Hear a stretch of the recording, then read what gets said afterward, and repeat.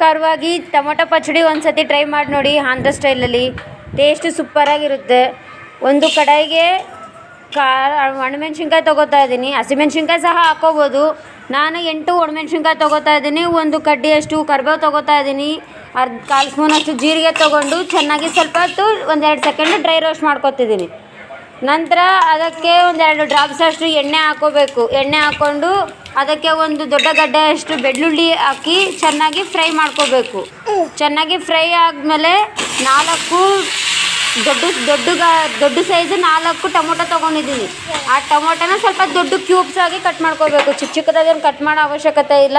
ದೊಡ್ಡದಾಗೆ cut ಮಾಡಿಕೊಂಡು ಒಂದು ಸ್ವಲ್ಪ ಉಪ್ಪು ಹಾಕ್ಕೊಂಡು ಚೆನ್ನಾಗಿ ಬೇಯಿಸ್ಕೋಬೇಕು. ಚೆನ್ನಾಗಿ ನೀರು ಬಿಡ್ಕೋಬೇಕು. ಹಸಿ ವಾಸನೆ ಹೋಗಬೇಕು. ಅಲ್ಲಿವರೆಗೂ ಚೆನ್ನಾಗಿ ಬೇಯಿಸ್ಕೋಬೇಕು. ಒಂದು ಸತಿ ಟ್ರೈ ಮಾಡಿ ನೋಡಿ, ತುಂಬ ಚೆನ್ನಾಗಿ ಬರುತ್ತೆ ಟೇಸ್ಟು. ಚಪಾತಿ, ದೋಸೆ, ರೊಟ್ಟಿ ಎಲ್ಲದಕ್ಕೂ ಸರಿ ಹೋಗುತ್ತೆ. ಚೆನ್ನಾಗಿ ನೀರು ಬಿಡ್ಕೋಬೇಕು.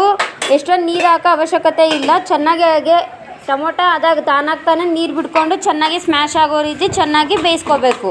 ನೋಡಿ ಈ ರೀತಿ ಆದಮೇಲೆ ತಣ್ಣಗಾಗಕ್ಕೆ ಬಿಡಬೇಕು. ಬಿಸಿ ಇದ್ದಾಗ ಮಾಡೋದು ಬೇಡ. ಬಿಸಿ ಇದ್ದಾಗ ಬೇಗ ಅಳಿಸೋಗುತ್ತೆ. ಅದರಿಂದ ತಣ್ಣಗಾದ್ಮೇಲೆ ಒಂದು ಮಿಕ್ಸಿ ಜಾರ್ಗೆ ಹಾಕ್ಕೋತಾ ಇದ್ದೀನಿ. ಒಂದು ಮಿಕ್ಸಿ ಜಾರಿಗೆ ಹಾಕ್ಕೋಬೇಕು. ಮಿಕ್ಸಿ ಜಾರ್ಗೆ ಹಾಕ್ಕೊಂಡು ಅದಕ್ಕೆ ಎಷ್ಟು ಬೇಕೋ ಅಷ್ಟು ಉಪ್ಪು ಟೊಮೊಟೊ ಬೇಯಿಸ್ಕೋಬೇಕಾದ್ರೆ ಸ್ವಲ್ಪ ಉಪ್ಪು ಹಾಕಿರ್ತೀವಿ. ರುಚಿಗೆ ಎಷ್ಟು ಬೇಕೋ ಅಷ್ಟು ನೋಡಿಕೊಂಡು ಅಳತೆ ತಕ್ಕೊಂಡು ಉಪ್ಪು ಹಾಕ್ಕೊಳ್ರಿ. ಉಪ್ಪು ಹಾಕ್ಕೊಂಡು ಚೆನ್ನಾಗಿ ಕಲಿಸ್ಕೋಬೇಕು. ಒಂದು ಸತಿ ಟೇಸ್ಟ್ ನೋಡಿ. ಉಪ್ಪು ಏನಾದರೂ ಹೆಚ್ಚು ಕಮ್ಮಿ ಆಗಿದರೆ ಉಪ್ಪಾಗಲಿ ಖಾರ ಆಗಲಿ ಅಡ್ಜಸ್ಟ್ ಮಾಡ್ಕೋಬೋದು.